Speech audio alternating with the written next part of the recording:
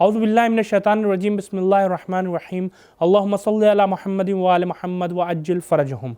नाज़रीन मोहतरम अस्सलामु अलैकुम। तफ़सीर नूर के इस प्रोग्राम में हम आपको खुशामदीद कहते हैं।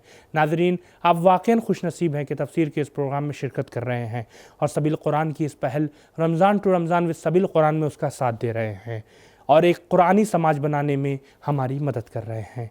तो आइए चलते हैं आज के इस एपिसोड की पहली आयत की तफसीर को जानने के लिए पहले उसकी तिलावत और तर्जुमे को सुनते हैं।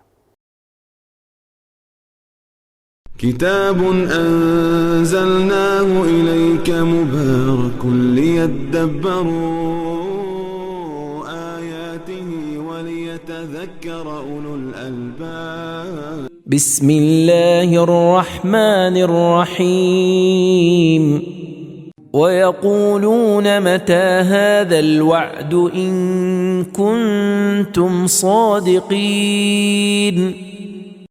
और वो काफिर रसूल और मोमिनों से कहते हैं, अगर आप सच्चे हैं तो बताएं ये क़यामत का वादा कब पूरा होगा। आइए अब इस नूरानी आयत के पैगामात को भी जान लेते हैं।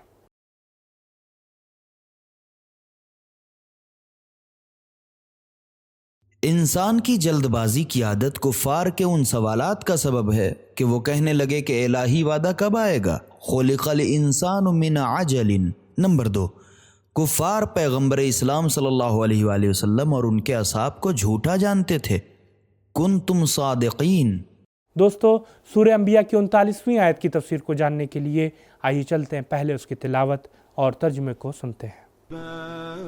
बिस्मिल्लाहिर रहमानिर रहीम लौ यअलमुल्लज़ीन कफ़रू हीन ला यकुफ़्फ़ून अन वुजूहिहिमुन नार वला अन ज़ुहूरिहिम वला हुम युनसरून।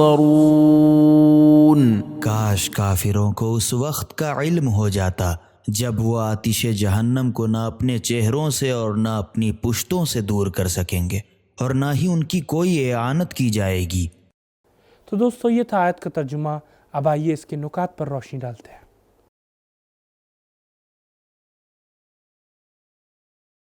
इस आयत में इंसान की जल्दबाजी को पेश किया गया है कि कुफ़ार पैगंबर सल्लल्लाहु अलैहि वसल्लम से सवालात करते थे कि आप जिस क़यामत की बात करते हैं जिसमें हमें अजाब चखना है, वो क़यामत कब आएगी। तो उनके इन सवालात से पैगंबर अकरम सल्लल्लाहु अलैहि वसल्लम को तकलीफ हुई थी। तो खुदाबंद मुताल ने इस आयत के ज़रिए अपने नबी को तसल्ली दी कि आखिर एक दिन आएगा कि आग उन्हें अपने घेरे में ले लेगी। न सिर्फ उनके आगे और पीछे बल्कि हर जानिब से आग उनका अहाता कर लेगी। फिर उनके लिए कोई जाए फरार बाकी न रहेगी। इसमें कोई जल्दी भी नहीं है।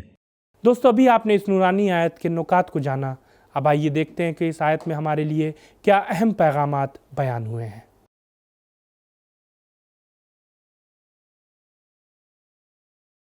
पैगाम नंबर 1, जहालत की वजह से इंसान जल्दबाजी करता है। लौ यअलम, अगर उन्हें मालूम होता तो वो जल्दी न करते। नंबर 2, क़यामत के ख़तरात से आगाही हक़ की मुहाफ़िज़त से रोक देती है। लौ यअलम। नंबर 3, कुफ्र शफ़ाअत से रोक देता है। वला हुम युनसरून। नंबर 4, अल्लाह के सिवा कोई माबूद काम ना आएगा।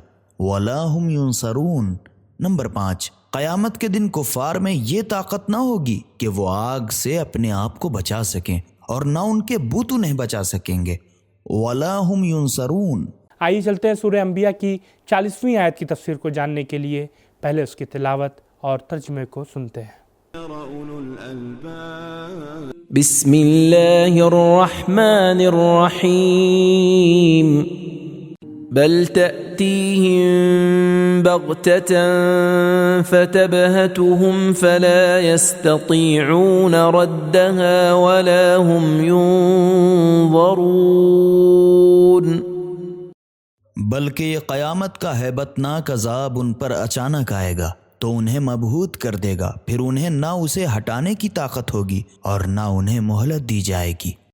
नाज़रीन, इस आयत के 2 अहम पैगामों को जानने की कोशिश करते हैं।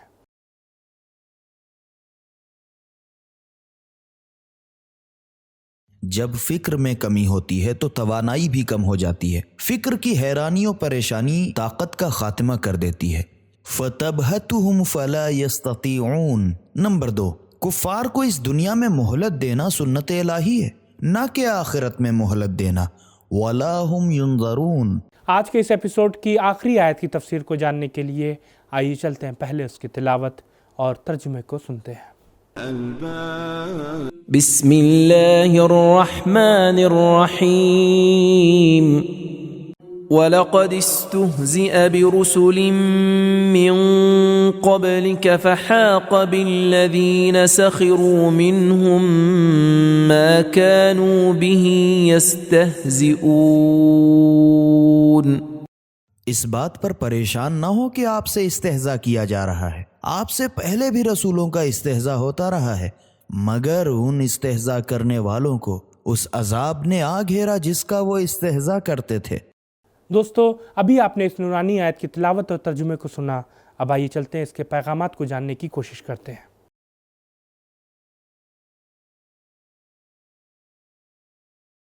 پیغام نمبر 1، انسان تاریخ کے طولانی دور سے انبیاء سے فائدہ اٹھاتا چلا آیا ہے، برسول من قبلک۔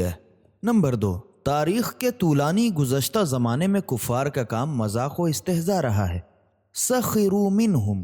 نمبر 3، دوسروں کے مصائب و آلام سے آگاہی انسان کے ذاتی مصائب میں تسکین کا باعث ہے، استہزئ برسول من قبلک۔ نمبر 4، حکمت و دانش پر مشتمل کاموں کو مسخرہ گروں کے خوف سے روکنا نہیں چاہیے، حالانکہ ہر دور کے انبیاء سے استہزاء کیا گیا ہے، لیکن یہ ہدایت کا سلسلہ ختم نہ ہوا، استہزئ برسول من قبلک۔ نمبر 5، مذاق اور مسخرہ بازی ہلاکت کا سبب ہے، فحاق بالذین سخروا۔